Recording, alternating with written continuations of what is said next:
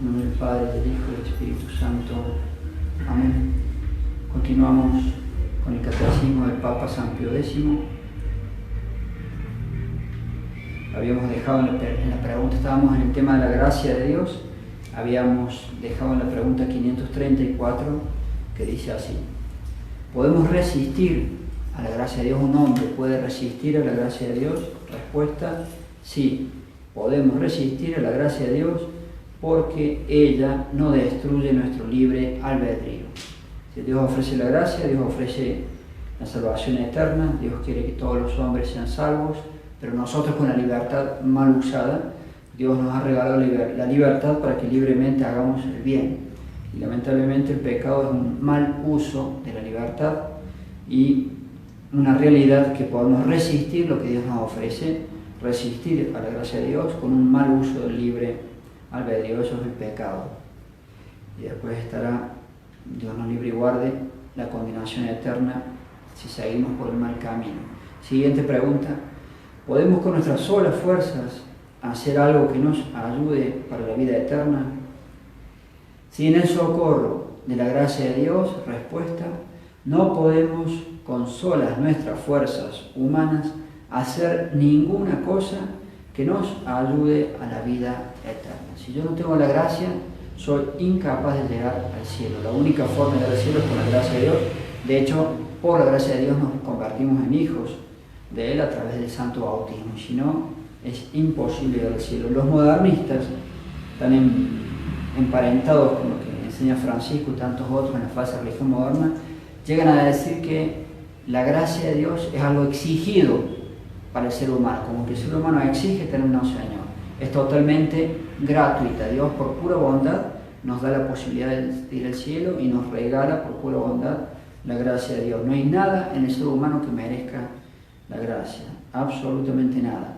Pelagio, uno de los grandes herejes de la antigüedad, siglo IV, si mi memoria no me falla, no, siglo IV, estoy bien, sostenía que el hombre con sus fuerzas puede llegar a alcanzar la gracia. Falso, falsísimo. El hombre no tiene nada, somos nada.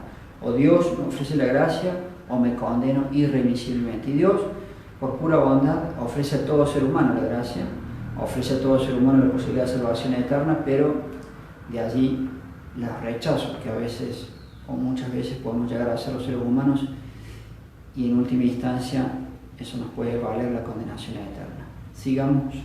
536. ¿Cómo nos comunica Dios la gracia?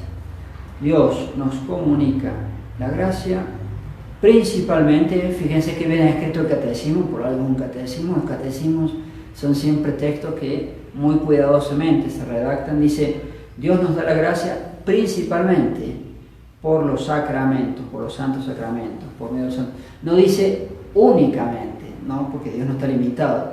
Dios puede dar la gracia santificante por un acto de caridad que uno haga, que también sería gracia, pero la forma principal, el medio principal a través del cual nos da la gracia son los sacramentos. La primera vez, como dijimos, con el bautismo, y dentro de los sacramentos el más importante es la Santa Comunión, porque ahí recibimos al mismo autor de la gracia, recibimos a Dios nuestro Señor Jesucristo.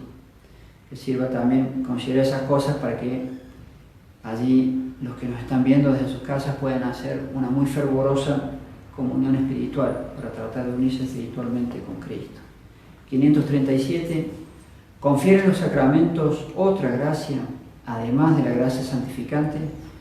Los sacramentos, además de la gracia santificante, confieren la gracia sacramental. Es decir, los 7 sacramentos me dan la gracia santificante, me santifican en mayor o menor grado según las disposiciones y según los designios de Dios.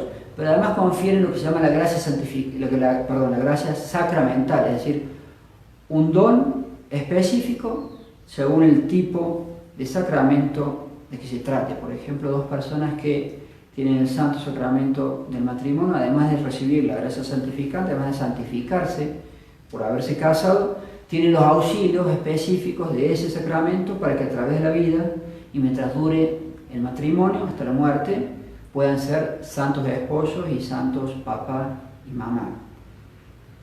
La gracia del sacerdocio, el sacramento del sacerdocio, el sacramento del orden, cuando uno recibe el sacerdocio, queda más santificado, pero además recibe gracias específicas o sacramentales de sacerdocio, y en este caso para que a lo largo de su vida pueda cumplir bien con sus obligaciones de sacerdote.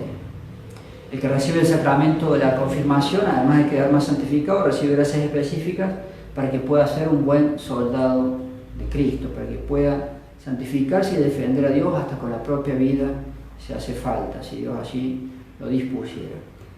Siguiente pregunta: ¿qué es la gracia sacramental? Recién la nombramos, dimos un montón de ejemplos, ahora escuchemos la definición. La gracia sacramental consiste en el derecho que el sacramento da al que lo recibe de tener en tiempo oportuno las gracias actuales necesarias para cumplir las obligaciones que impone. Ya di el ejemplo del matrimonio, di el ejemplo del sacerdocio, di el ejemplo de la confirmación. Entonces, para obtener gracias actuales para cumplir con lo que cada sacramento impone.